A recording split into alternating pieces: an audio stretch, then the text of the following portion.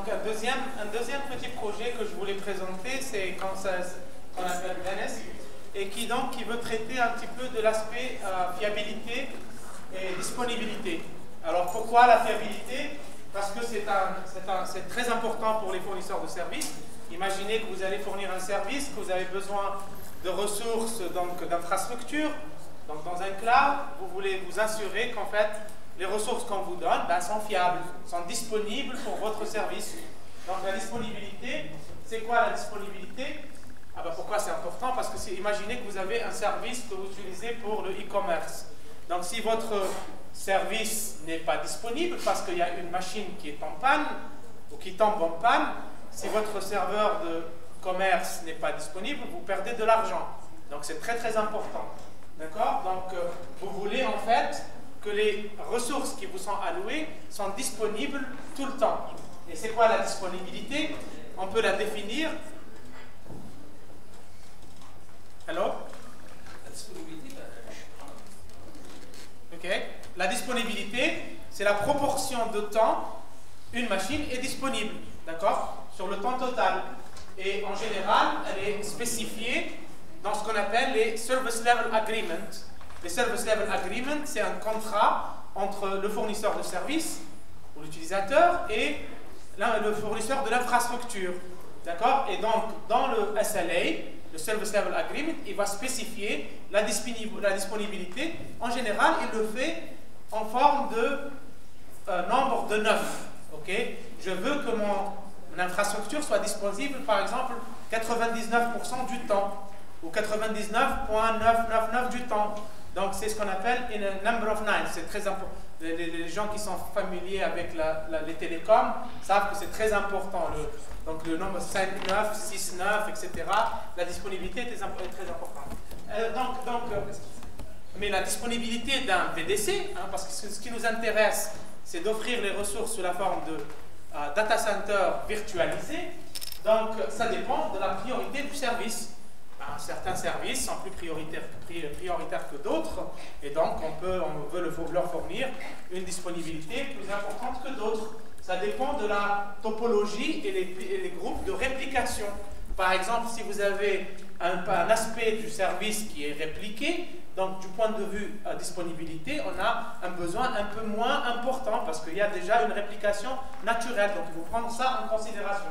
Et puis la disponibilité du hardware, qui est aussi variable d'un hardware à un autre. Donc il faut comprendre tous ces aspects pour pouvoir offrir la fiabilité ou la disponibilité donc, de l'infrastructure ou des VDC en général. Donc il faut comprendre, ça veut dire quoi? Donc les fautes d'abord, pour essayer de fournir une disponibilité, garantir une disponibilité de service ou de VDC, il faut comprendre un peu les fautes. Et pour comprendre les fautes, il faut pouvoir les caractériser dans le cadre d'un data center. Dans ce cas-là, donc on se base sur des travaux existants. Donc regardez par exemple le premier papier par Vishwanath et al. Donc à essayer de caractériser la disponibilité ou les fautes ou les pannes dans un réseau, dans un data center, mais c'est principalement penché sur la disponibilité des serveurs et des disques. Et donc ils ont fait pas mal d'observations, ils ont pas mal de résultats. Donc je prends un ici. Donc ils ont par exemple montré que un serveur qui est déjà tombé en panne a une plus forte probabilité de tomber encore en panne. Okay? Donc il y a des résultats intéressants, j'en prends quelques-uns. Donc un autre travail qui a été fait par Microsoft, Gilead, publié en 2011, a essayé de comprendre les fautes des équipements réseau dans le data center. Ils ont regardé ça sur énormément de data sur une période de 2 années dans un data center important de Microsoft. Et ils ont aussi donc publié un certain nombre de résultats. Donc j'en cite quelques-uns ici. Par exemple, que le taux de panne des équipements dépend du type d'équipement. Par exemple, ils ont montré que les load balancers, par exemple, ont une plus grande probabilité de tomber en panne, plus de 20%, que par exemple les switches, les commutateurs, ont une plus petite probabilité de tomber en panne, moins de 5%. Ils ont trouvé par exemple que le nombre de fautes, le nombre de pannes, est distribué de façon non uniforme à travers des équipements du même type. Par exemple, ils ont trouvé que les pannes dans les load balancers, par exemple, ont des composants qui sont plus aptes à tomber en panne que d'autres. Et je crois le résultat le plus important qu'il faut retenir, c'est le fait qu'ils ont montré que la corrélation entre les pannes d'équipements de réseau est assez rare. Par exemple, ils ont montré que 50% des pannes de liens physiques dans le data center sont des pannes d'un seul lien. C'est-à-dire qu'il y a la probabilité de panne simultanée de liens physiques est très très petite. Par exemple, plus de 90% des pannes de liens impliquent moins de 5 pannes de liens. Donc ça, c'est un résultat assez intéressant. On verra tout à l'heure comment on va l'utiliser. Yes? Oui. Oui. Ça inclut la reliabilité du software ou juste ils ont pris ça de façon globale ou ils ont essayé de différencier entre les pannes? Non. Ça, c'est les pannes matérielles. Du matériel. Finalement, depuis ce matin, je disais matériel, oui. Les pannes matérielles, non, ça n'inclut pas les pannes logicielles qui sont beaucoup plus importantes. Les exceptions, par exemple, sont beaucoup plus nombreuses de logiciels. Mais là, on parle vraiment d'équipement hardware, qui est d'ailleurs assez conséquent, hein, parce que il y a énormément de pannes dans les data centers parce qu'on se base souvent sur du matériel qui est assez pas cher, quoi. Ok? Donc, et là vient Venice. Venice, c'est donc le système qu'on propose. Et donc, il se base en fait sur une idée qui est extrêmement simple. C'est d'abord ce qu'on a vu un peu dans la caractérisation qui a été faite par d'autres chercheurs. Ils ont montré en fait que les ressources dans un data center ont des caractéristiques de disponibilité ou de panne qui étaient variables d'un équipement à l'autre, etc. Et on sait pertinemment que les VDC ou les services peuvent avoir des besoins au niveau de disponibilité qui sont variables également. Okay? Donc, par exemple, vous pouvez avoir besoin d'un VDC qui a besoin d'une low availability ou un autre qui a besoin d'une disponibilité très forte, très stricte, etc. Et donc, l'idée qui est à la base un peu du développement de Venice, elle est très simple dans le sens où elle consiste à dire on doit allouer les VDC qui ont un besoin de disponibilité très fort sur les machines ou sur l'équipement qui a la plus grande fiabilité. C'est assez banal, n'est-ce pas? Ceci dit, ça a été publié pour Infocom. J'aimerais souligner que Meisa Jabri, c'est une étudiante qui a fait un PFE chez moi, donc c'est d'ici quoi. Et donc continuons là. Pour maintenant la question ici pour faire ça, pour implémenter cette idée relativement simple, il faut être en mesure de calculer la disponibilité d'un VDC. C'est quoi la disponibilité d'un VDC? Et ça devient un peu plus compliqué. Hein, c'est ce qui explique encore une fois pourquoi ça a été publié dans Infocom. Donc, comment on calcule la disponibilité d'un VDC? Je vais prendre en fait un exemple. Et comme exemple, je vais prendre une application à 3 tiers. Une application, par exemple, un service web classique. Vous avez en fait le serveur web ou le load, celui qui va dispatcher les requêtes aux serveurs d'application qui vont traiter les requêtes. Okay? Et derrière, donc, des serveurs de base de données, là où qui stockent les pages web et les données. D'accord? Et donc, la disponibilité d'une machine physique, ça, on sait comment la calculer déjà. Hein, c'est le MTBF, c'est le Mean Time Between Failures, divisé par le mean Time Between Failures plus le Mean Time to Repair. Okay? Donc ça, c'est des métriques classiques dans la gestion des pannes. Et donc là, on parle d'une panne d'un équipement physique. Ça peut être une machine, ça peut être un switch, ça peut être un lien. D'accord? Donc la question maintenant, c'est comment, si on prend l'exemple de cette application à 3 tiers, donc ce qui est intéressant à noter ici, il y a une topologie particulière. Je disais, il faut connaître d'abord la priorité de la disponibilité pour l'application. Il faut connaître la topologie et les groupes de redondance ou de réplication. Par exemple, ici, on voit que pour les applications serveurs, on a 2 instances, okay? On a 2 machines ou 2 serveurs, et puis on a aussi 2 serveurs de base de données. D'accord? Donc c'est répliqué. Donc les requêtes peuvent être traitées par l'un ou par l'autre. En général, on le fait pour des raisons de performance, mais également redondance pour des raisons de fiabilité. Donc la question, c'est comment calculer donc, la disponibilité de ce VDC. D'accord? Alors comment on le fait? Comment on le fait? Bon, c'est pas évident. Une façon de le faire, en tout cas, c'est d'identifier tous les scénarios de panne possibles. Okay? Et calculer donc la disponibilité pour tous ces scénarios.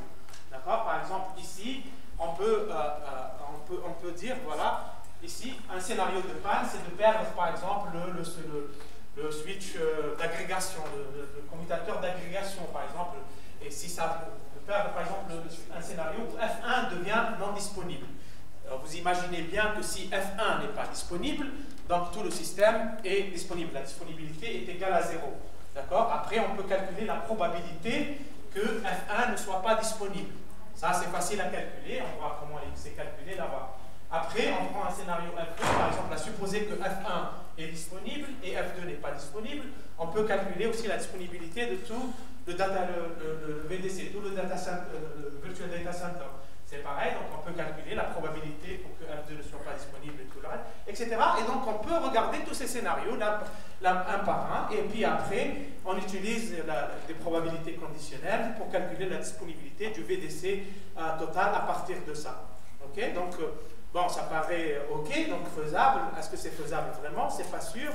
En fait, on peut montrer, en fait, c'est parce qu'il y a un nombre exponentiel de scénarios. Donc on ne peut pas faire ça de façon, ce n'est pas possible de faire ça à cause du nombre, de façon polynomiale. Okay? Donc on peut montrer qu'on ne peut pas faire ça de façon polynomiale. Et donc, et là, donc, l'idée consiste à dire, et ça c'est à la base de cette observation,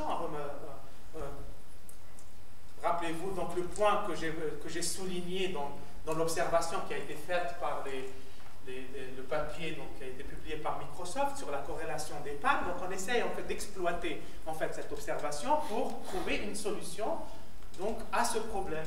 Et donc si vous vous rappelez bien, donc qu'est-ce qu'on a dit? On a dit que donc il y a très peu de corrélation entre les fautes. Donc il y a la probabilité que des fautes aient lieu de façon simultanée est très petite. Okay? Donc si on prend trois nœuds par exemple, et chacun avec une disponibilité qui est supérieure à 95%, la probabilité que les 3 nœuds tombent en panne en même temps est assez petite. Elle est de 0,00013. Donc c'est une très très faible probabilité. D'accord? Donc l'heuristique qu'on a conçu pour résoudre ce problème qui est plus fort que Henry Hart, et en fait de calculer donc la disponibilité en utilisant les scénarios qui impliquent au maximum 3 fautes. Okay? Au lieu de prendre tous les scénarios possibles, parce que ça il y a un nombre exponentiel de scénarios et on ne peut pas le faire, donc on va prendre les scénarios qui impliquent au maximum 3 fautes. Et ça c'est déjà très très bien, parce que regardez, pour qu'il y ait 3 fautes simultanées, la probabilité est si petite. Okay? Donc, en fait, avec ça, ce qu'on peut faire, c'est arriver à trouver une lower bound, okay? Une borne inférieure, lower bound inférieure, donc pour la disponibilité du VDC. Et donc ça, c'est un peu notre façon un petit peu de résoudre le problème. Après, donc, on formule ça comme une optimisation qui consiste à minimiser ces 3 coûts, CE, CM, CA. Donc CE, c'est le coût de la ressource, un peu, on l'exprime en coût de consommation d'énergie, hein, parce que ça on peut obtenir en dollars, tous les coûts sont en dollars, et puis en dinars si vous voulez. Le coût de migration, comme on a vu tout à l'heure, c'est le coût de la pénalité qui est payée en cas d'indisponibilité du service, donc également exprimé en dollars. donc la migration qu'on doit faire pour pouvoir donc, assurer donc, le mapping du VDC. Et enfin, le failure cost. Le failure cost, c'est le coût un peu de... C'est le coût de la panne. C'est le coût de la panne, c'est des scénarios qu'on a mentionnés ici, plus le coût de la réparation. C'est le coût de la réparation des nœuds qui en panne, et puis le coût de réparation des liens en panne. Donc c'est un peu la fonction objective. Et donc, et après, donc, on conçoit donc, un algorithme greedy d'ordonnancement qui essaie de résoudre l'équation et qui consiste en fait à commencer par mapper un nœud de chaque replication group. Donc on a plusieurs groupes de réplication. Donc dans chaque groupe de réplication, on essaie de mapper un seul nœud. Et après, on rentre dans une boucle qui consiste à essayer de mapper d'autres nœuds de différents replication groups et à chaque fois calculer la disponibilité qu'on a pu atteindre. Okay? Donc plus on fait de réplication, plus on mappe des membres de replication group, plus on va améliorer la disponibilité totale du VDC, jusqu'à ce qu'on atteigne la disponibilité qui est requise dans le SLA, le Service Level Agreement. Une fois qu'on a atteint la disponibilité qui était demandée, rappelez-vous, dans ce cas-là, une demande de mapping de VDC, elle vient avec un besoin de disponibilité d'un certain nombre de nœuds. Une fois qu'on a atteint ça, une fois qu'on a mappé autant d'éléments du VDC qui permet d'atteindre la disponibilité recherchée, à ce moment-là, après, on commence à faire du mapping à la base de la réduction de coûts uniquement, qui n'est pas nécessairement, on ne recherche plus nécessairement à améliorer encore plus la disponibilité. Okay? Donc ça, c'est un peu l'algorithme qui est assez simple, hein, et donc qui exploite donc l'idée principale de la solution. Donc pour l'expérimentation, pour évaluer donc la performance, on utilise le même cluster avec la même configuration. Et pour ce qui est des requêtes de type VDC, donc on prend 3 types de requêtes possibles, 3 formes de VDC. Il y a ce qu'on appelle les multi-tiered. Les multi-tiers, c'est un peu comme l'exemple du web service que j'ai montré tout à l'heure. Okay? On a un dispatcher, des application front-ends, des databases, etc. ou d'autres services qui ont le même besoin topologique. Il y a ce qu'on appelle les partition aggregates. Ça, c'est assez commun pour ce qu'on appelle les query routing, tout ce qui est dans le domaine des bases de données. Et puis, ce qu'on appelle les bipartite, c'est plus les graphes là qui sont communs dans les applications les frameworks de type MapReduce. Okay? Donc, pour le traitement des parallèles d'un très grand nombre de data. Si vous n'êtes pas familier avec MapReduce, c'est un peu c'est un framework de traitement parallèle avec des tâches map et des tâches reduce, okay, qui s'exécutent de façon concurrente et en parallèle pour traiter un très très grand volume de données. Donc c'est un peu, dans les data centers aujourd'hui, ces 3 types d'applications sont les applications les plus importantes. Donc au niveau donc, donc on modélise un peu les données qu'on va utiliser pour évaluer les performances de Venise en utilisant ces trois modèles de data center virtualisés. Et donc ça c'est un peu les détails un peu de l'expérimentation. Donc on considère que chaque VDC est composé de 1 à 10 machines virtuelles par groupe de réplication, et puis qu'ils ont différents besoins d'un point de vue disponibilité. On voit ici un peu dans ce tableau. Donc on a 3 types de VDC qu'on considère, type ici de type 1, type 2, type 3. Donc type 1 a un besoin de disponibilité de 95%, type 2 99% et type 3 99,99%. La troisième colonne là-bas montre le taux d'indisponibilité acceptable. Donc pour 95% de disponibilité, ça veut dire qu'on ne tolère l'indisponibilité du Virtual Data data center que 1 heure et 12 minutes. D'accord? Et 0,8 secondes quand la requête VDC a une disponibilité de 99,99%. D'accord? Et donc, pour comparer la performance de Venise, on le compare au baseline qui est dans ce cas VDC Planner qu'on a présenté plus tôt, qui lui ne prend pas en considération la disponibilité ou la fiabilité. D'accord? Donc, les résultats peuvent être résumés un peu comme suit. Donc, ce qu'on voit ici, c'est VDC Planner, donc, qui utilise la migration, on a vu tout à l'heure, mais qui ne prend pas en considération la disponibilité ou la fiabilité. Et ici, c'est VNS qui prend en compte donc, la disponibilité des VDC. Et donc, on voit ici que, par exemple, pour VDC Planner, on a des VDC type 1, type 2, type 3. Ils ont des disponibilités différentes, des besoins de disponibilité différentes, comme on a vu dans le précédent slide. Mais on voit que, par exemple, que le CDF de leur disponibilité est à peu près le même. Okay? Donc, il n'y a aucune différence entre les trois. D'accord? Donc, il n'est pas capable un petit peu d'assurer plus de disponibilité à des VDC qui ont des besoins un peu plus forts. Alors que dans le cas de VNS, on voit par exemple que c'est différent selon le type de VDC. Si on regarde le vert par exemple, le VDC de type 2, c'est le graphe un peu vert, on voit ici qu'à peu près 30%, 35% des requêtes ont disponibilité supérieure à 99%, alors qu'ici elle est à peu près de 50%. Donc, dans le graphe là, donc, on voit en général un shift vers la droite de tous les graphes, montrant qu'on arrive à assurer plus de disponibilité, en particulier à ceux donc, au VDC qui en ont besoin le plus. Okay? Donc ici, ce graphe il montre le taux d'acceptation.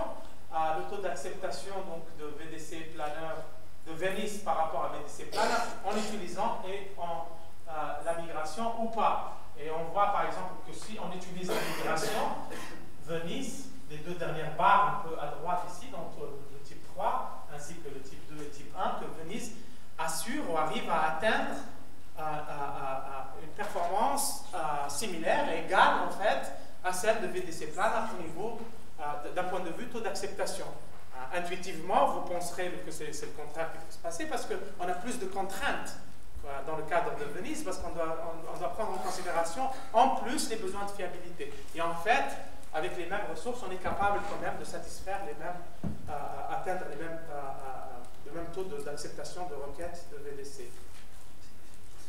Alors dans ce graphe, on voit un peu le revenu.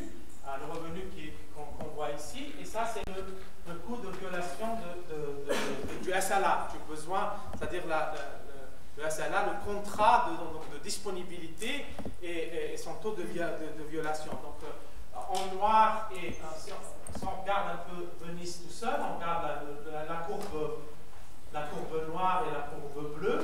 Donc la noire ici c'est Venise avec la migration et la consolidation. Donc on voit ici qu'avec Venise, on a très peu de violations du contrat, de disponibilité.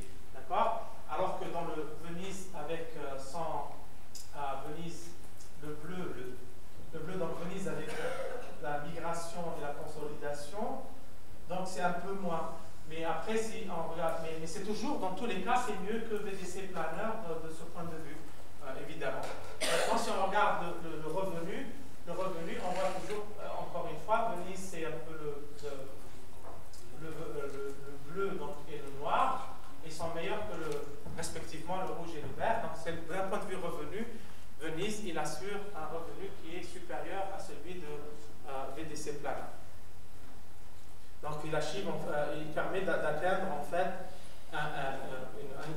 15% de plus de revenus comparé à VDC Planner en général. Donc, ce qui m'emmène un petit peu à la dernier projet, exemple de projet que je voulais vous montrer. Donc, c'est celui donc, de le placement de VDC, de data center virtuel, maintenant sur des VDC qui sont physiques, qui sont géographiquement distribués, sur plusieurs VDC physiques géographiquement distribués. Donc ici, ce qu'on voit, c'est plusieurs VDC. Et ce qu'on veut faire, c'est placer un VDC donc virtuel sur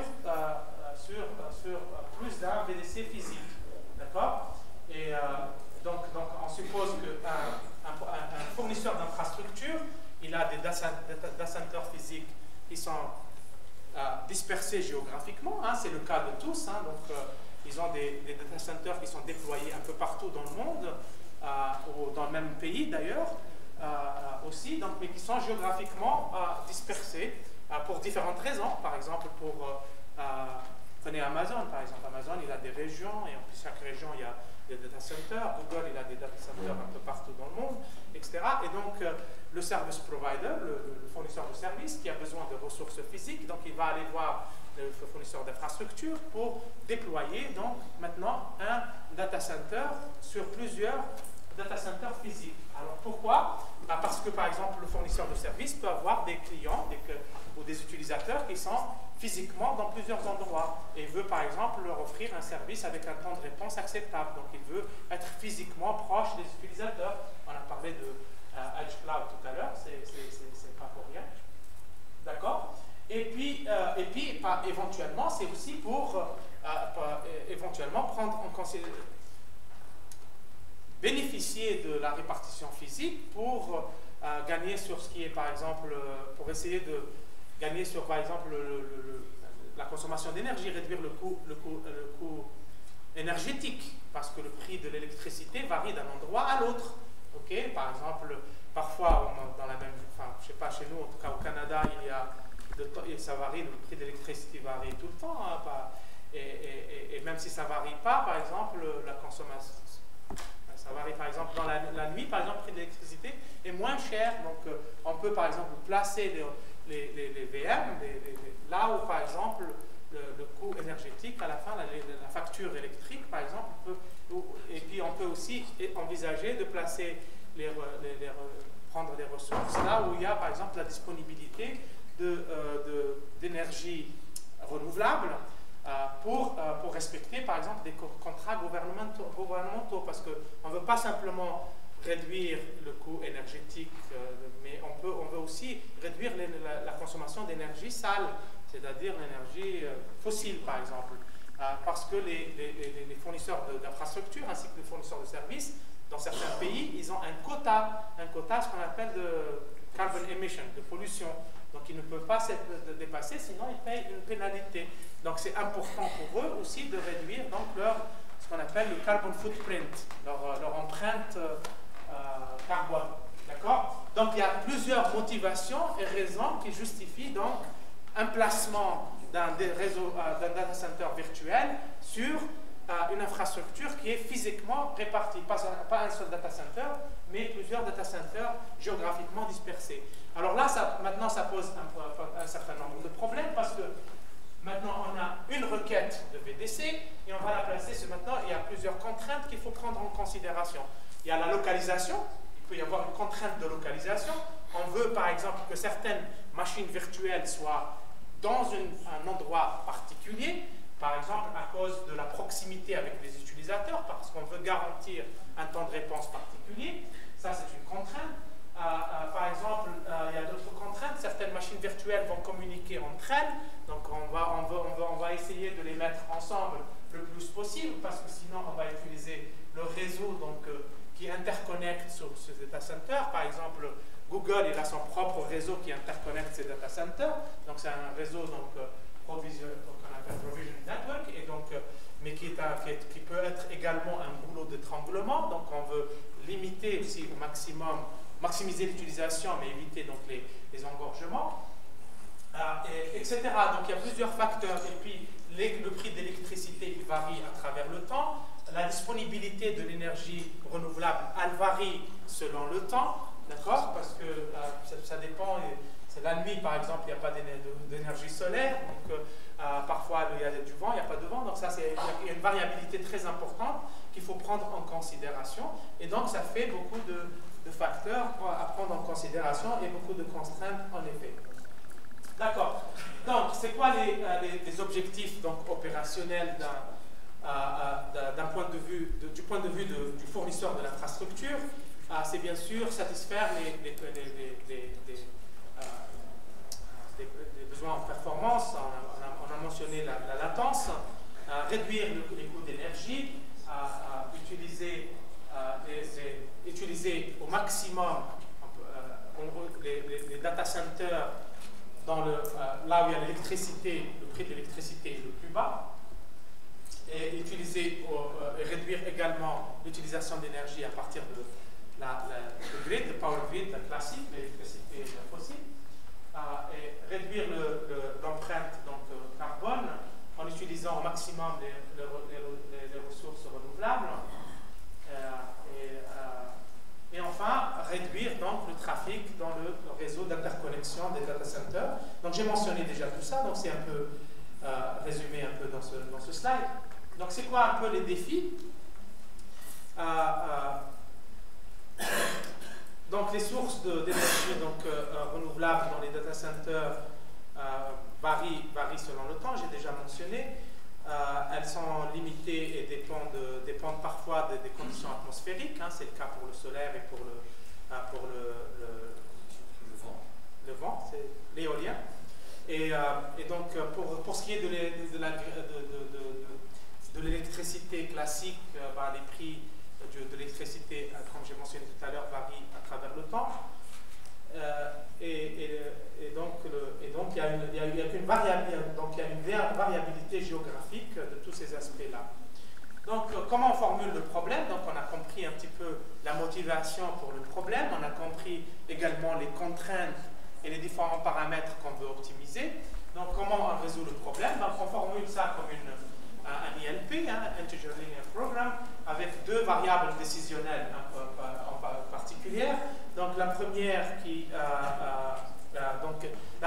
en fait qui représente ce qu'on appelle le bin packing. Donc on va essayer de packer les VM un peu dans les data centers, les différents data centers. Et la deuxième variable décisionnelle concerne un multi-flow commodity problem qui consiste un petit peu à placer les liens de communication entre les VM sur le réseau d'interconnexion des data centers. La fonction objective, elle est exprimée ici, donc elle consiste à maximiser le revenu, le profit net, et le profit net, c'est le revenu généré par l'acceptation de requêtes VDC, moins le coût sous-jacent. Le coût, c'est le coût du placement des VDC d'une requête particulière dans les data centers, et P, c'est le coût du placement des liens du VDC dans le réseau d'interconnexion. Donc, pour un peu voir le schéma global un peu de la solution, donc vous voyez, donc ici en bas, on a l'infrastructure physique, plusieurs data centers géographiquement distribués avec un réseau d'interconnexion. En haut, ce que vous voyez là-bas, c'est un peu la requête de VDC. La requête de VDC, c'est un ensemble de machines virtuelles interconnectées ensemble avec des liens, avec certaines capacités requises, etc., dans une topologie particulière. Et l'idée, c'est de placer ça sur l'infrastructure physique de telle façon à optimiser les différents paramètres que j'ai mentionnés tout à l'heure. Alors, comment on fait ça? Donc, ça, c'est l'architecture du système. Il y a un certain nombre de modules. Mais pour vous expliquer la solution globale, elle consiste en fait à prendre la requête et la partitionner. Et la partitionner en sous-ensemble, en groupes de VM, idéalement, qui communiquent beaucoup ensemble. On va essayer de les mettre dans le même data center physique. Okay? Le but ici, c'est pour maximiser la communication locale. Okay? Et les VM qui communiquent moins ensemble, quand ils communiquent moins ensemble, on peut les mettre un peu dans des data centers séparés. Et à l'arrivée, ceci permet également de réduire en fait le coût de la communication inter-data center dans le réseau d'interconnexion. Donc, la solution consiste d'abord à faire le partitionnement de la requête initiale pour créer des partitions, et puis ensuite placer les partitions dans les différents data centers et placer les liens entre les partitions dans le réseau. Ici également, il y a un placement à optimiser au niveau du réseau backbone d'interconnexion.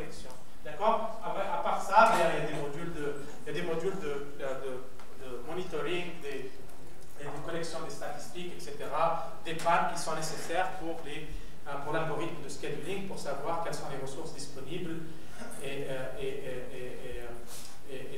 la capacité qu'elles ont. D'accord? Donc, comme je disais, l'algorithme, il y a deux étapes. Il y a la première étape qui consiste à faire le partitionnement. Okay? Et pour cela, on modifie l'algorithme de Louvain, connu par son nom.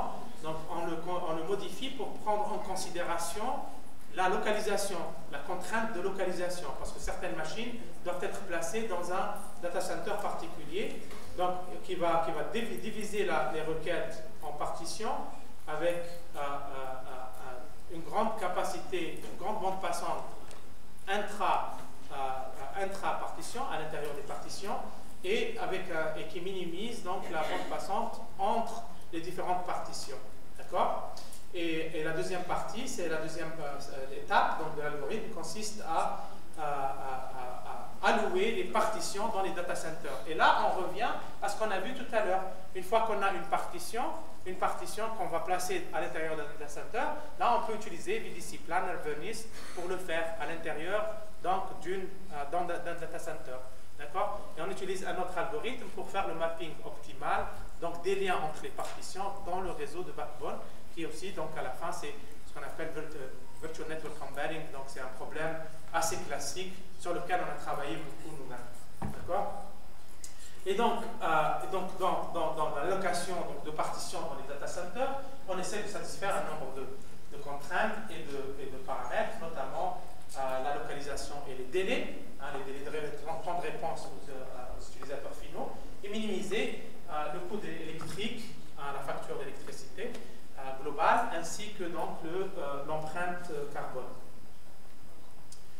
Ok, donc pour ce qui est donc de l'évaluation, dans ce cas-là, on a utilisé en ce qui concerne les data, on essaie au maximum d'utiliser des vraies données. Et pour les données, on a utilisé 4 data centers, tous localisés aux États-Unis. Pour la simple raison, c'est qu'on a des informations concernant aussi bien le prix électrique dans ces différentes régions. Donc il y a un data center à New York, un data center en Californie, un autre dans l'Illinois et un dernier au Texas. Et donc l'administration américaine, elle publie donc les informations relatives au prix électrique, ainsi que la disponibilité des énergies renouvelables dans tous ces États, et donc le coût du carbon footprint, donc de l'empreinte de carbone par unité of power, est également disponible. Et enfin, le coût par tonne de carbone est également disponible. Et donc, on a toutes les informations dont on a besoin, en utilisant des vraies données, pour essayer de voir un peu la performance de Greenhead, qui est donc le système qu'on a développé dans ce sens. Okay? Donc, vous voyez ici, les différentes...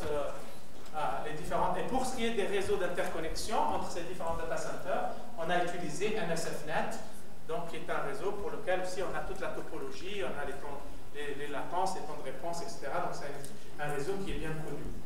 Ok? Donc comment on met en place l'expérimentation? Donc pour ce qui est des requêtes VDC, on génère un nombre aléatoire de VM entre 5 et 10 pour ce qui est des petits VDC, et entre 20 et 100 pour ce qui est des grands VDC. Donc ici, on a fait surtout des simulations. Donc pour ce qui est des liens virtuels, on est créé avec une demande au niveau capacité entre 10 et 50 mégabits par seconde. L'arrivée donc des requêtes VDC, elle suit une distribution poisson, avec 8 requêtes par heure, et la durée de vie des VDC, elle est exponentielle avec un min de 6 heures. Okay? Et puis on considère également, quand on génère les requêtes, on considère que 15% des requêtes ont des contraintes de localisation. D'accord? Et alors pour comparer Greenhead, on utilise comme baseline approach Greenhead lui-même, mais sans le partitionnement. D'accord? On va essayer juste d'optimiser l'allocation n'importe où, mais sans utiliser l'option partitionnement du graphe. D'accord? Et donc là, on voit un peu certains résultats. Donc ici, on montre Donc ici, la solution, donc on compare à l'optimal. Donc on a donc Greenhead, donc la solution proposée. On a le baseline qui est Greenhead sur le partitionnement, et puis la solution optimale, donc calculée de façon en utilisant un outil. Dans ce cas-là, c'est Simplex, et pour des petits réseaux évidemment. Et donc on voit ici que Greenhead, la solution qui est en bleu, elle matche pas relativement bien avec la solution optimale. Donc elle est très proche de l'optimale. Et tout ça, elle arrive à faire ça avec un temps de calcul qui est assez raisonnable. Et on voit à droite, là-bas, on voit le temps de calcul. On voit par exemple pour les VDC de différentes tailles, on voit que le baseline, par exemple, est comparé à l'ILP solver, le solver optimal. On voit que pour le petit réseau, ça prend en millisecondes 0,2 millisecondes pour ce qui est de Greenhead. Et pour le Greenhead, c'est 0,07, okay, c'est avec le partitionnement, et avec le baseline c'est 0,2 millisecondes, et beaucoup de millisecondes pour ce qui est du solver, et pas pour les grands réseaux évidemment. On peut pas pour ce qui est de la solution optimale, c'est pas possible avec des réseaux de grande taille. D'accord? Donc, mais en général, on voit bien que le temps est assez raisonnable, le temps de calcul du moins est assez raisonnable. Donc ici, ce slide, il montre le taux d'acceptation, le revenu et l'utilisation. Et on voit ici que pour ce qui est du taux d'acceptation, c'est Greenhead comparé au baseline. Donc Greenhead en général permet d'atteindre un taux d'acceptation qui est meilleur, un revenu qui est plus haut, ainsi qu'une meilleure utilisation des ressources du backbone. Et donc il surpasse à peu près le baseline à tout point de vue. Et si on regarde l'utilisation d'énergie renouvelable, on voit également que Greenhead il a une très très bonne performance. Là, on voit que ici la disponibilité, la courbe verte montre la disponibilité d'énergie renouvelable. Et la courbe bleue, c'est l'énergie renouvelable qui est consommée par Greenhead. Et on voit que Greenhead pratiquement consomme toute l'énergie renouvelable qui est disponible, parce que la courbe, elle suit pas mal celle de la disponibilité. D'accord? La courbe rouge, elle montre un peu la consommation totale et utilisée. D'accord? Et ça, c'est pour le baseline. Et pour le baseline, on voit que, par exemple, la courbe bleue, il y a de l'énergie renouvelable, mais elle n'est pas exploitée par le système, okay, ce qui est dommage.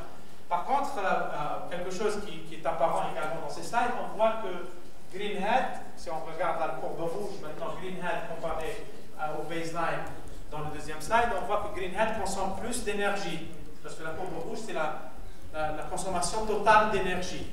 Et donc, l'explication de ça, c'est que Greenhead consomme plus d'énergie pour une raison assez simple, c'est qu'il arrive à accepter plus de requêtes. Okay? Accepter plus de requêtes, ça veut dire consommer plus d'énergie, parce que consommer plus de ressources, d'accord? Mais en même temps, ça augmente le revenu, évidemment. Donc c'est ce qui explique pourquoi. Ok? Ok, en guise de conclusion, je vois que vous avez commencé à avoir faim, j'imagine. Donc, en guise de conclusion, je vais commencer d'abord par faire un résumé de ma présentation. Alors, donc ce que j'ai essayé de présenter aujourd'hui, c'est un peu le concept de cloud de bordure, d'accord? Et c'est un concept qui essaye d'utiliser donc la virtualisation de façon extensive, ainsi que les aspects software defined networking ou network sectorization, certains l'appelleraient aussi comme ça, pour fournir une infrastructure qui est flexible, qui est capable d'évoluer et qui est versatile pour supporter des applications futures. Et il y en a qui ont des demandes assez importantes d'un point de vue performance. J'ai également parlé du test bed, donc le test bed qu'on a déployé déjà au Canada et qui permet qui implémente ce concept d'extension du cloud donc, à la bordure. un peu ça, cette présentation. Okay. Je vous ai montré un peu quelques exemples de travaux de recherche qu'on fait dans mon groupe, un peu qui souscrivent à cette vision de cloud de bordure. Donc, c'est quoi le futur? Donc, il y a beaucoup de problèmes intéressants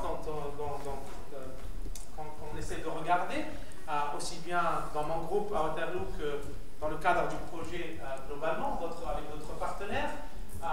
Parmi ceux-là, donc, l'expansion de la capacité et du nombre de, ça concerne le testbed, l'expansion de la capacité dans les clouds de bordure, dans les smart edge, ainsi que en termes du nombre de cloud edge, donc rajouter des edge et augmenter la capacité des edge qu'on a, déployer plus un peu les ressources programmables, donc notamment les FPGA, parce que maintenant on a des partenaires qui sont capables maintenant de les virtualiser, donc on est en train de les déployer maintenant dans les smart edge.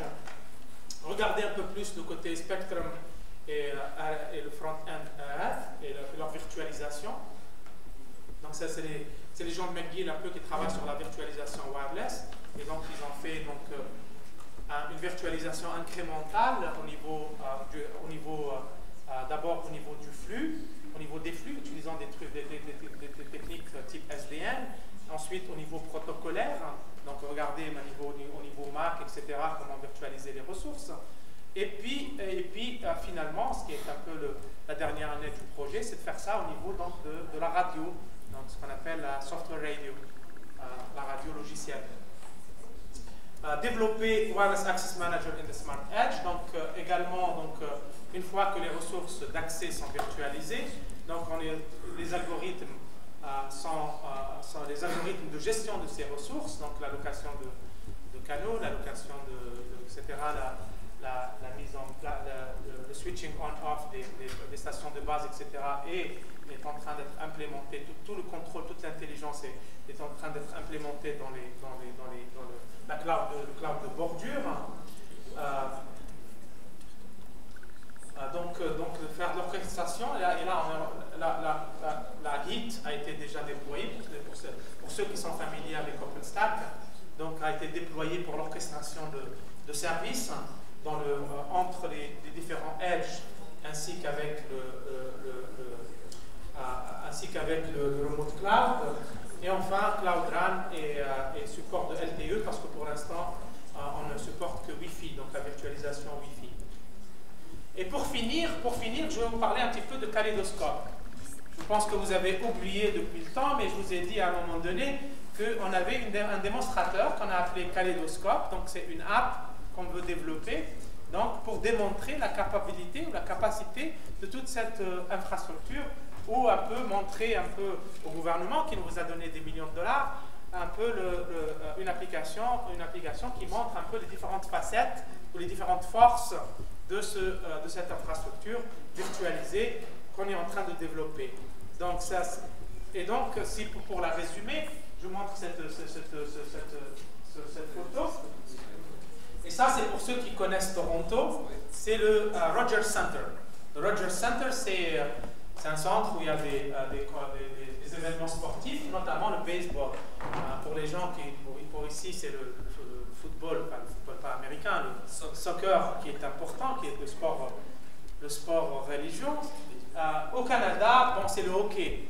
Le hockey sur glace, mais quand il n'y a pas la glace, quand c'est pas l'hiver, c'est surtout le baseball. Et donc, ça, Rogers Center, c'est donc l'application démonstrateur qu'on appelle Kaleidoscope, a pour objectif en fait de fournir des services dans un environnement comme celui-là. Et donc, pour vous montrer un peu quel genre de service on veut offrir, je vais vous lire un scénario. Je vais le lire parce que c'est assez touffu. Enfin, je vais le traduire, pas le lire. C'est un peu plus compliqué en fait. J'aurais travaillé un peu. Ok. Donc l'idée en fait, juste pour avoir un aperçu, une idée de l'application, donc les Blue Jays. Les Blue Jays, c'est l'équipe de Toronto. C'est l'équipe locale, quoi. Et donc dans notre rêve de démonstration, on rêve que les Blue Jays sont en train de gagner la finale. La finale Hein, au baseball, ça comprend les États-Unis également, hein, pas seulement le Canada. La finale, et ça se passe en 2020. C'est les World Series, même c'est la finale mondiale. Hein, le baseball, c'est assez limité, n'est-ce pas? Mais en tout cas, la finale mondiale, hein, et ça se passe dans le Rogers Center. Et ce qui se passe, c'est que les Blue Jays ils sont en train de monter. Là, ils étaient un peu pris d'avance, mais ils sont en train de monter. Et aux dernières minutes, là, ils sont peut-être en train de gagner. Et puis les reporters et les pundits, comme on dit en anglais, sont en train de commenter le match live et en utilisant des vidéos de plusieurs angles, hein, comme tous les événements sportifs. On a plein de vidéos maintenant, hein, qui prennent à peu près tout. Et les vidéos, les streams de vidéos sont envoyés au public, un peu sur toutes les chaînes de télévision, et ainsi que sur les chaînes Internet, etc. Et ils sont accessibles aux utilisateurs dans leur iPad, on appelle Greenberries, hein, pour référence à BlackBerry, hein, qui sort de Waterloo, de mon université, hein, l'équipement, mais ceux-là sont en plus green. Okay? Mais ce qui est intéressant, c'est qu'ils fonctionnent à 10 gigabits per second. Okay? Donc la capacité, on parle de 2020. Hein, 2020. 5G, c'est à peu près attendu pour 2020 à peu près. Donc les amateurs, hein, les amateurs de baseball dans le stade et en ville bien sûr à Toronto, ils sont en train de partager leurs réactions et leurs commentaires en utilisant les réseaux sociaux et contribuent eux-mêmes de l'audio, de la vidéo, parce qu'ils sont dans le stade, ils sont en train de prendre des vidéos, etc. Ils sont en train de l'envoyer sur les réseaux sociaux à leurs amis, à les partager avec d'autres, etc. Qui finissent dans des répertoires de toutes sortes. Et en utilisant la voix et la reconnaissance de voix et la reconnaissance vidéo, les streams audio et vidéo sont tagués en temps réel avec des timestamps, de la localisation, par sujet, etc. Et donc qui permettra après de faire de l'analytics dessus, vraiment d'extraire des connaissances dessus, de faire des choses intéressantes avec. Et les gens qui regardent, partout ailleurs, créent eux-mêmes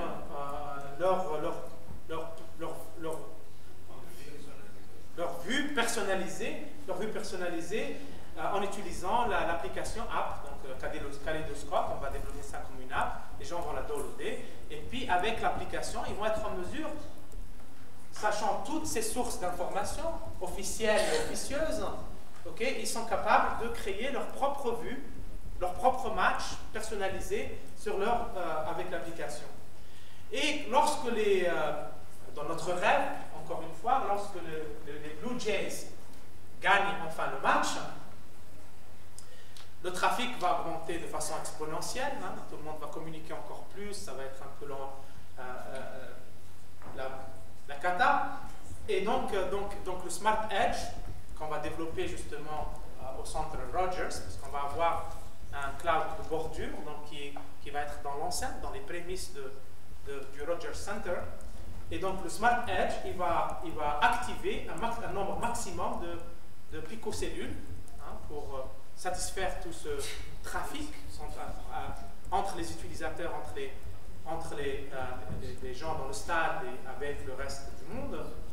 Et il va activer un nombre maximum de cellules pour fournir la capacité, pour fournir donc cette quantité massive de data qui est streamée donc, de façon sur le réseau sans fil. Et des circuits virtuels locaux vont router les données donc, pour être stockées dans le Edge et dans le Remote Cloud pour certaines de ces données-là. Donc en même temps, le Smart Edge, il va s'assurer qu'il y a des ressources qui sont allouées de façon isolée aux forces de l'ordre pour maintenir l'ordre, okay, parce qu'il n'y a pas un surge de capacité d'utilisation qui va faire que des services vitaux vont être indisponibles. Et une fois que le match est fini et tous Je ne sais pas si vous avez assisté à un match et à la sortie des stades, un flux de personnes qui se dirigent en même temps. Dans ce cas-là, parce qu'on a gagné le game, le match, donc ils vont tous aller en ville pour fêter, pour célébrer. Donc ils vont finir dans les restaurants, dans les bars en ville. Et le Smart Edge va détecter donc une baisse significative donc, du trafic, et donc il va éteindre progressivement et incrémentalement donc, les picocellules pour s'adapter un petit peu à la nouvelle donne. Entre-temps, les cellules dormantes en ville vont être activées justement pour que les fans continuent un petit peu à communiquer avec, par exemple, quand ils sont dans un bar, ils peuvent en fait passer les images de leur iPad ou leur Greenberry ou leur smartphone sur les écrans du stade pour partager leurs vues personnelles, leurs impressions, etc. Avec d'autres. Et donc c'est un peu l'idée de ce qu'on peut faire donc, avec une infrastructure comme celle-là, mais il y a plein d'applications possibles. En voici une. À partir du moment où vous avez beaucoup de monde dans un endroit, vous avez besoin de capacités de façon agile et flexible, rapidement, donc fournir une capacité incroyable, et puis parce que ces applications aussi qui peuvent être short-lived, on fournit l'infrastructure et ensuite on reprend l'infrastructure quand on en a plus besoin, et une infrastructure agile comme celle-là le permet, et avec ça, game over, je dirais. Voilà, merci. Vous avez des questions?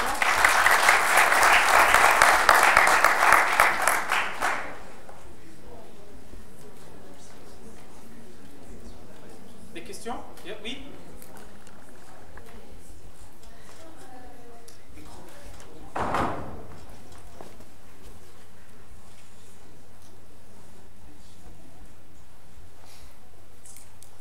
Merci d'abord pour la présentation, c'est plus intéressant. Moi, je veux savoir quelle estimation vous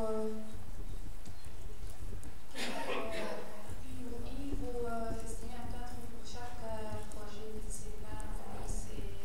Pardon? Répétez un peu. Quel est quoi? Power usage efficiency. Power efficiency. Oui? Vous estimez pour chaque projet. Pour chaque projet? Pour les 3 projets. Power efficiency. C'est quoi la question exactement? C'est quoi la power efficiency? L'estimation de l'efficacité énergétique. L'estimation. Pour évaluer les centres de données. Ah, comment on calcule ça? Non. Votre estimation pour chaque projet. Mon estimation? Je ne suis pas capable de comprendre la question. Est-ce que vous avez évalué l'estimation en termes d'énergie pour chacune de ces applications-là? C'est ça? Les applications à venir, là? Oh, combien d'énergie en notre estimation? Non, je sais pas de. Non, on n'a pas fait cette estimation. Non, ça c'est Approximativement, qu'est-ce que ça va être pour supporter des applications de ce type? même les gouvernements demandent ça.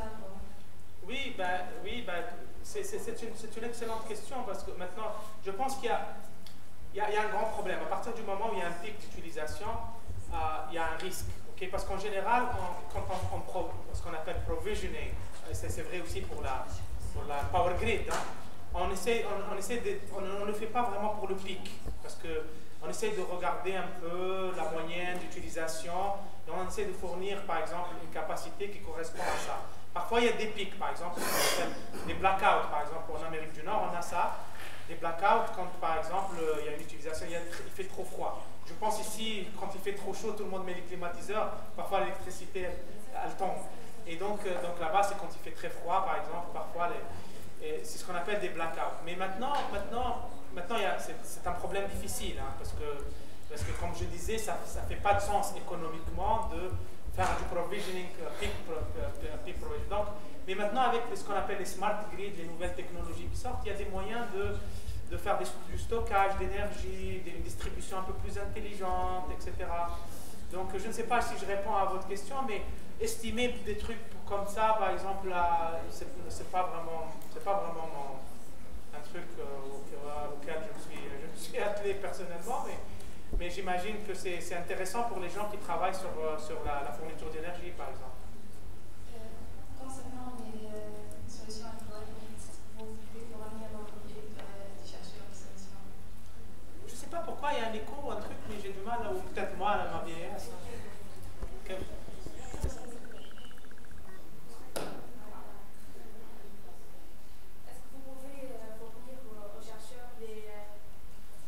Oui, c'est mieux, je vous entends mieux.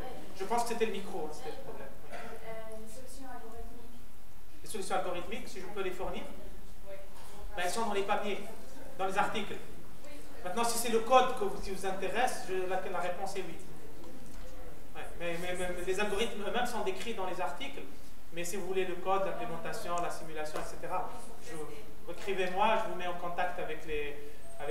Parce que tout le travail, là, les algorithmes et tout ça, c'est surtout mes étudiants, hein, donc, d'ailleurs que je dois reconnaître aussi. Et oui, je vous mettrai en contact avec eux pour l'algorithme qui vous intéresse. D'accord? Allez-y. Merci pour l'exposé. Je pose la question sur l'élasticité. Oui.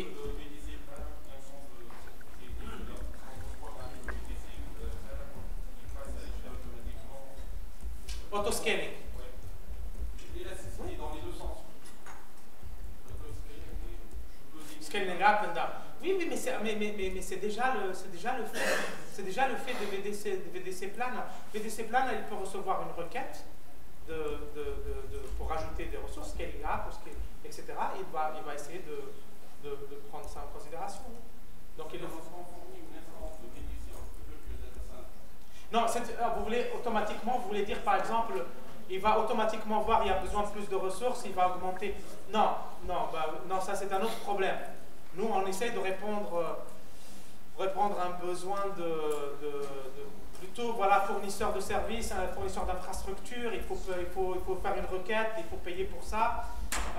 Mais l'autoscaling, c'est intéressant à partir du moment où, par exemple, parce qu'il y a une différence entre la location de ressources et l'utilisation de ressources. C'est deux choses différentes. Et en fait, si on peut, par exemple, penser à un système qui va allouer un peu moins, faire du multiplexage, etc., et donc allouer moins que ce qui est demandé, sachant que éventuellement l'utilisateur ne va pas... Et souvent les utilisateurs, ils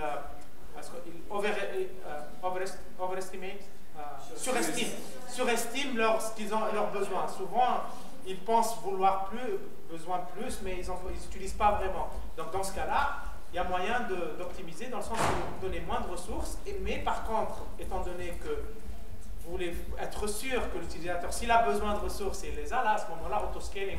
Et il y a des gens qui travaillent sur l'autoscaling, oui. Mais ça n'a pas été le cas de VDC Plan. Vous avez une question, oui? En fait, je vais revenir sur l'aspect de Cloud RAM. Oui. Pour Cloud RAM, en fait, il y a la partie radio et la partie baseband processing. Oui. Digital signal processing in general. Et pour le remote radio, it will be just near the antenne. Ici, j'ai une question sur deux points. Comment on peut résoudre le problème de latence? Donc, surtout lorsqu'on utilise un DC virtualisé avec différents points de localisation physique. Donc, et le deuxième point, c'est le point de synchronisation. Oui, c'est des questions qui, je pense que ça a posé ça tout à l'heure pendant le coffee break, les mêmes questions. Donc, je ne suis pas expert du Cloud RAN, ce n'est pas mon domaine, mais dans le cas, par exemple, dans notre cas, donc on fait de la radio over fiber, donc on veut un protocole qui est, donc d'abord, il y a une proximité, hein, donc l'idée d'avoir le cloud de bordure, donc il est proche un peu des antennes, il n'est pas si loin que ça, donc il y a un point de vue propagation, il y a un aspect déjà de proximité. Ça, c'est le premier point de contact. Oui. Et ensuite, c'est lorsqu'il y a une virtualisation avec différents placements physiques, cloud, des DC, des data centers. Oui. Non, mais on pense... Il y a un concept supplémentaire de la troupe. C'est pour ça qu'on met le contrôle pour un réseau d'accès, il va être dans le cloud de bordure. Donc il n'y a pas une gestion de plusieurs réseaux d'accès qui sont physiquement séparés. On ne va pas gérer par exemple les antennes qui sont ici avec les antennes qui sont à Waterloo. Donc dans un seul endroit. Donc les antennes qui vont être ici vont être gérées par le cloud de bordure qui est ici. Donc c'est ça un peu l'idée. Donc maintenant, c'est vrai, il y a une latence, et c'est vrai, mais il y a aussi, pour ce qui est synchronisation, je pense que le fait qu'il y a une colocalisation géographique fait que bon, ces problèmes sont peut-être, je ne sais pas quelle est l'ampleur des besoins du point de vue performance, je ne suis pas sûr, mais je pense que ça devrait être OK, hein, parce que apparemment, c'est un peu la direction que prend tout le monde. Parce que c'est vrai qu'il y a des contraintes. C'est des contraintes de performance, mais aussi il y a l'aspect flexibilité qui est intéressant. Le fait d'avoir un peu toute l'intelligence maintenant qui s'exécute en logiciel dans le cloud de bordure fait que l'équipement va devenir moins cher déjà. Il va être utilisé peut-être de façon plus optimale parce qu'il y a une vue globale de toutes les cellules, etc., de toutes les antennes. On peut jouer sur ça on a peut-être une meilleure connaissance un peu de la mobilité des utilisateurs, des besoins en trafic parce qu'on a cette vue globale. On peut faire de la gestion de ressources plus intéressante, plus intelligente grâce à cette vue globale. Maintenant, il y a des contraintes de performance à chaque fois qu'on fait ça. C'est vrai pour SDN aussi. Hein. SDN, tout le monde va SDN, un truc centralisé qui va gérer tout le réseau. Mais il y a des contraintes. Hein. Il y a des contraintes, par exemple, la latence pour les flow setup dans les switches. Il y a un problème. Hein. Si le nombre le flux est très important, dans tous les déploiements de SDN dans les clouds de bordure, c'est pas dans les clouds en général, a montré qu'il y a un problème de passage à l'échelle. Parce que le nombre de flux est très très important. Et donc un contrôleur centralisé, là, il ne peut pas faire l'affaire. Mais en plus de ça, il y a ce qu'on appelle le flow setup time. Si tu commences à déployer ça dans un wide area network, donc ça devient un problème vraiment critique parce que où est-ce que tu vas mettre le contrôleur? Si tu le mets à côté d'un switch, c'est très bien, donc le flow setup time est correct, mais qu'est-ce qui se passe avec le switch qui est très très loin? Ça rejoint un peu la question initiale que vous avez posée. Donc il y a un temps de réponse maximale que tu veux pour, par exemple, quand il y a un paquet qui arrive et le switch ne sait pas comment il va faire, qu'est-ce qu'il va faire? Il va demander au contrôleur, ok, et le contrôleur va installer une règle pour ce flux dans les switches, dans tous les switches dans le chemin qui concerne ce paquet. Si la distance est assez importante, donc le flow setup time sera très important, inacceptable même. Donc là, on commence à penser à des approches un peu plus multicontrôleurs. Voilà, multicontrôleurs, peut-être une petite distribution, pas distribuée dans le sens où on revient à la case départ, où on a tous les plans de contrôle dans tous les switches, okay, mais peut-être un truc intermédiaire avec une hiérarchie de contrôleurs. Donc si la problématique qui vous intéresse, c'est les réseaux d'accès qui sont géographiquement distribués, mais gérés d'une certaine façon, virtualisés, pour travailler ensemble d'une certaine façon, à ce moment-là, il faut penser peut-être à un Cloud Run qui est un peu hiérarchisé ou un truc comme ça. Oui.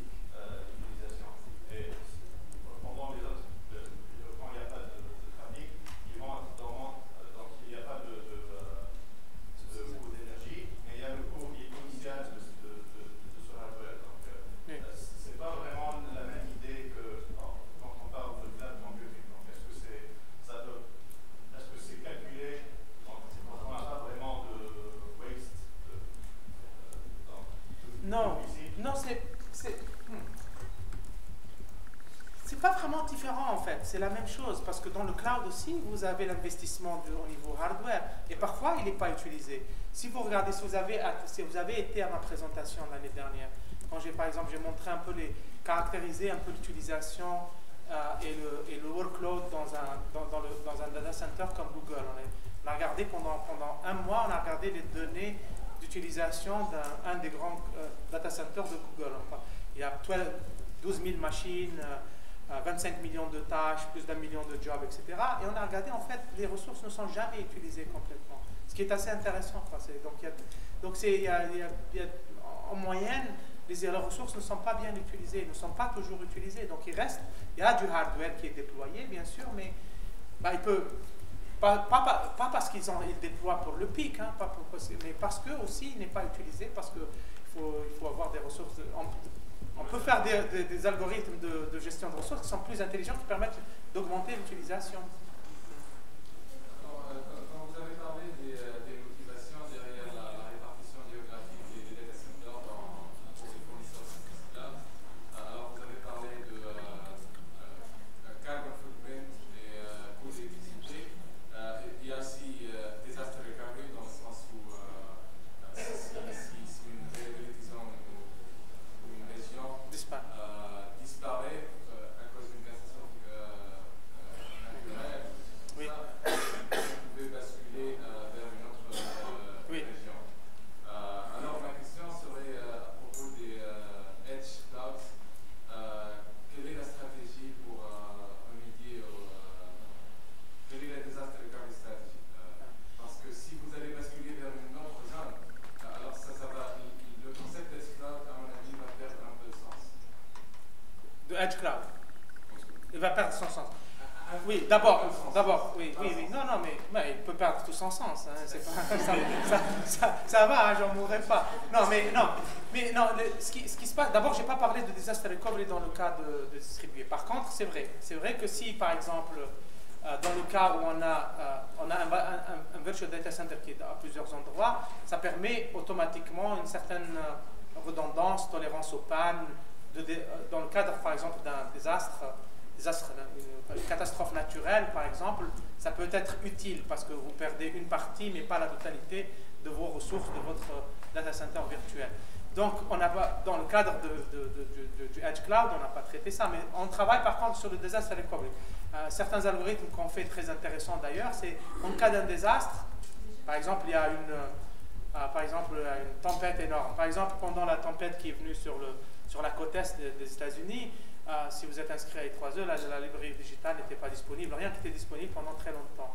Et donc qu'est-ce qu'il faut faire? Sachant que, par exemple, on peut sauver des choses, lesquelles sauver? Donc, par exemple, nous, on a travaillé sur le séquencement de la migration massive d'abord, comment faire des migrations massives, mais aussi, par exemple, comment prioritariser qu'est-ce qui va être migré en premier à cause de son importance, etc.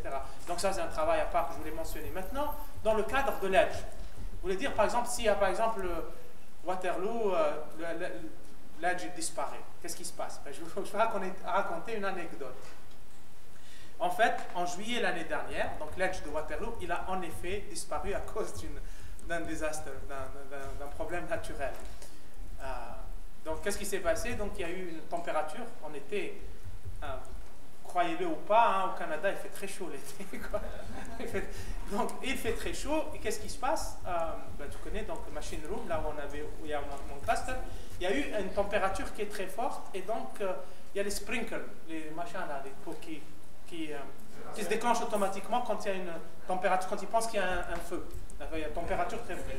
Le détecteur de machin. Et en fait, il s'est mis en marche parce qu'il a pensé qu'il y avait un feu, il faisait trop chaud.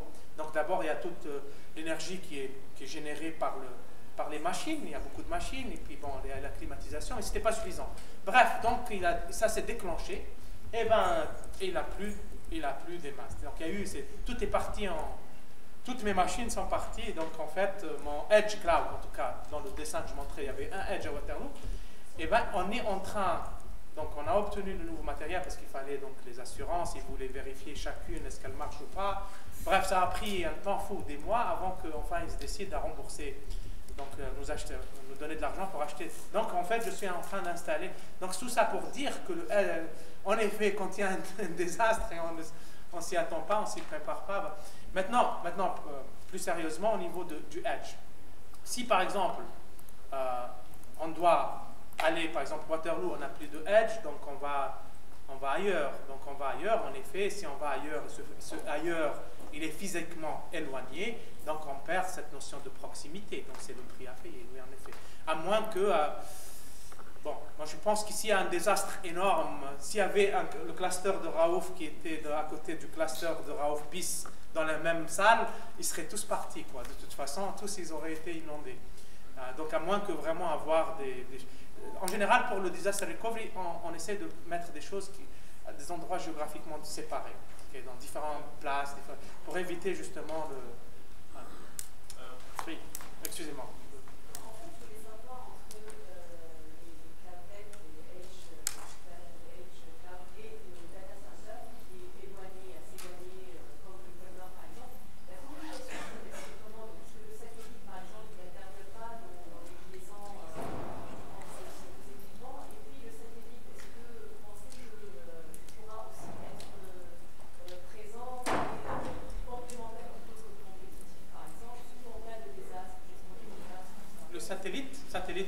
Satellite communication pour la partie réseau.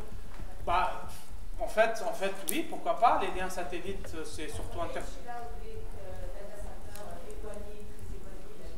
Oui, pas nécessairement entre le edge cloud et le truc éloigné. Ça peut même être, par exemple, d'une ground station qui est la plus éloignée possible. On peut utiliser plutôt un réseau optique s'il est disponible, parce que ça permet. Mais pourquoi pas? Donc là, on envisage, nous, pour ce qui est de réseau d'interconnexion, etc., on n'a pas, si tu veux, de besoin spécifique. Idéalement, c'est qu'on puisse virtualiser ça aussi, c'est-à-dire pour pouvoir fournir des garanties. Okay? Parce que si c'est fournir des garanties de bande passante. Donc pour le faire, il faut faire un partitionnement, une allocation, etc., une garantie. Si on utilise Internet aujourd'hui, donc tout le trafic va un peu compétitionner et on n'a aucune garantie. Maintenant, pour avoir une garantie, il faut avoir une... Donc, nous, pour ce qui nous concerne, au niveau de notre test bed, en effet, on peut pour revenir à la question, on peut imaginer que des liens satellites font partie de ce réseau d'interconnexion. En ce qui nous concerne, et au niveau du test bed, on utilise le réseau Canary. Donc, c'est un réseau fédéral optique à grande vitesse qui interconnecte les réseaux optiques à grande vitesse provinciaux. Chaque province, par exemple en Ontario, on a Orion. Orion, c'est Ontario Research and Innovation Optical Network. Mais Canary, c'est le truc fédéral qui les interconnecte. Et Canary, il y a quelques années, j'ai développé pour Canary, qui est utilisé jusqu'à aujourd'hui, un système qui s'appelle UCLP, qui a été développé par mon groupe, qui permet de faire de la virtualisation au niveau physique. Donc, à ce moment-là, à Canary, maintenant, ils sont en train de passer à WDM, donc type de technologie optique, mais ce temps-là, ils utilisaient Sonnet. Et ce qu'on a fait, c'est en fait déployer ce qu'on appelle Light Path on Demand. Donc, on peut établir sans l'intervention. Avant ça, donc, il fallait appeler un ingénieur, etc., qui va configurer chaque switch dans le chemin, etc., qui va permettre d'offrir une certaine, par exemple, un light path, un lambda, whatever, etc. Donc, entre une source et une destination. Et on faisait ça de façon automatique, sans intervention, on demand, on the fly. Donc, on peut déployer des chemins optiques pour une certaine période, et donc on fait tout un scheduling, etc. Et donc, un peu, c'est ça, un peu ce qu'on envisage dans notre cas. Donc, le remote data center, il n'est pas si remote que ça. Ouais. Dans notre cas. Mais en effet, donc s'il est au pôle Nord, moi, en effet, par définition, il n'y a pas une infrastructure réseau. Ouais, il n'y a pas d'infrastructure réseau parce que ça coûte tellement cher de déployer du câble jusque là-bas. Donc là, on passe plutôt à des technologies de type satellite. Oui. Je me demande si les deux dernières idées étaient associées. À savoir la première, là où on a fait les centres de données virtuels sur les centres de données physiques, oui. tout en tenant compte de ce qui a été précédemment présenté en ce qui concerne la disponibilité. Tout à fait. Ah, la disponibilité. C'est-à-dire, je mappe les centres de données virtuels sur les centres de données physiques, et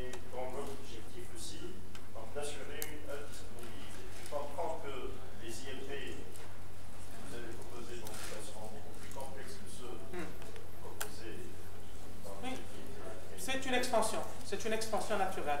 Comme on a fait la première fois VDC Planner, ensuite Venice, on peut faire Greenhead et extension. Tout à fait, ça peut être une bonne extension. Et un bon PFE, là, par exemple.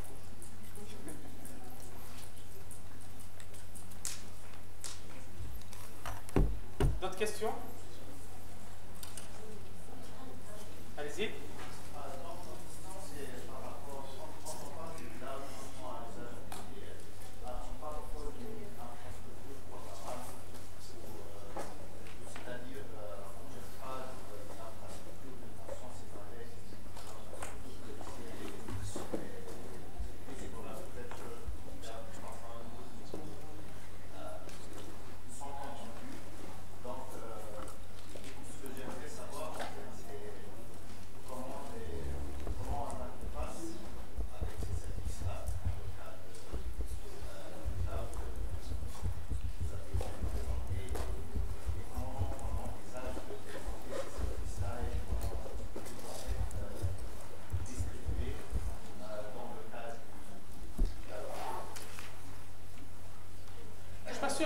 D'avoir entendu, hein, mais vous parliez, j'essaie de répéter, vous me corrigez si.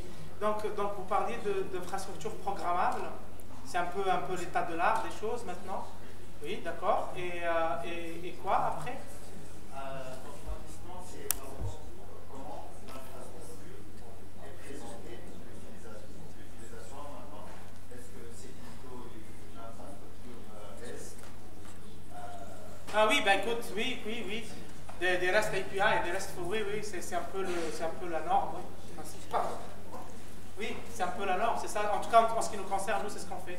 D'accord. Est-ce que ces serveurs-là, ces services-là, ils sont déployés à chaque edge ou c'est plutôt une architecture centrale?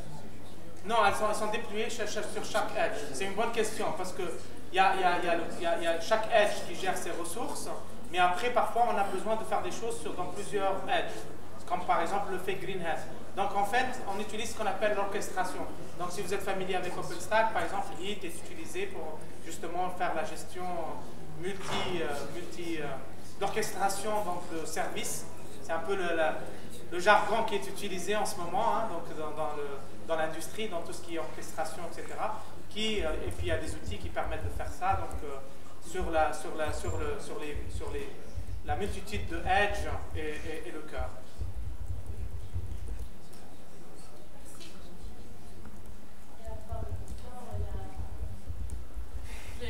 Il y avait une deuxième présentation, hein, n'est-ce pas? Il y a encore un Je fais plus. Voilà. Non, vous m'avez mis 2 présentations. Ah oui, d'accord. J'en ai fait une. Une après la pause, c'est bon. Voilà, Merci, ça. Ok. Merci beaucoup.